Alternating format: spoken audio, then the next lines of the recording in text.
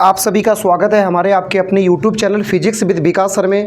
आज हम लोग बेटा जिस कॉन्सेप्ट पे डिस्कस करने वाले हैं उसको हम इंग्लिश में बोलते हैं क्रिटिकल एंगल और हिंदी में क्रांति कोण के नाम से जानते हैं। क्लास 10th और क्लास 12th के स्टूडेंट्स के लिए बहुत ही बेसिकली इंपॉर्टेंट कॉन्सेप्ट है, जिसके अंतर्गत हम डिटेल में जानने वाले हैं कि वास्तव में क्रांति कोण होता क्या है।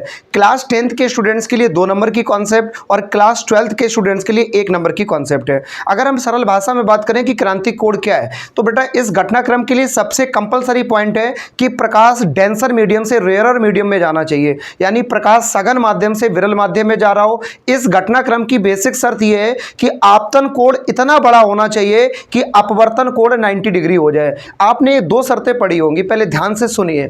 जब प्रकाश विरल से सघन में जाता है तो प्रकाश की किरण अभिलंब की ओर झुक जाती है, शर्त नंबर 1।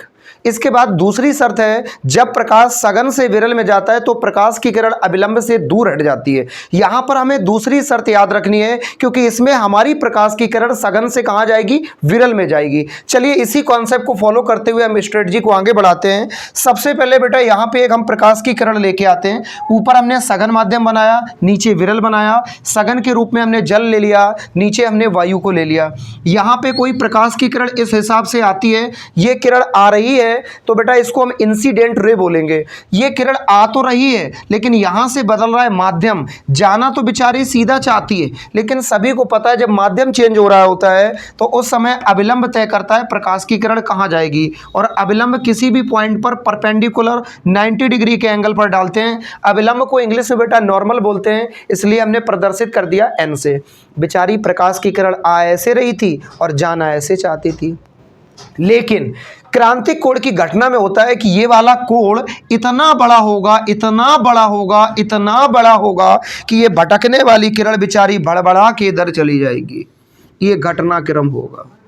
जब प्रकाश की किरण यहां से इस प्रकार से जाएगी तो इसके और इसके बीच में जो कोण बनेगा अपवर्तन कोण होगा, और अपवर्तन कोण का मान कितना होगा, 90 डिग्री।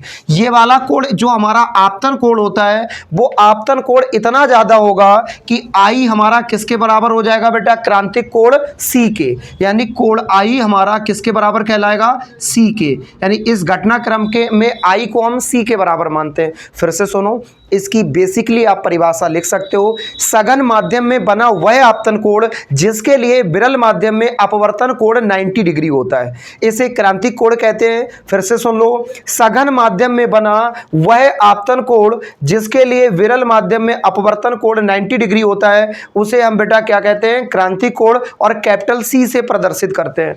आपतन कोण आई का मान जब सी के बराबर होगा तो आर का मान 90 डिग्री के बराबर होगा। यानी लिख सकते हैं angle I is equal to angle C, यानी आई का मान सी के बराबर है तो एंगल आर यानी angle of refraction is equal to 90 degree. That's all.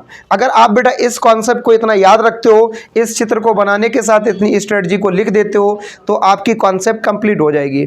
लेकिन इसी में एक 2 नंबर का प्रश्न इंटर की क्लास में बनता है, अपवर्तनांक और क्रांतिक कोण में संबंध स्थापित करो।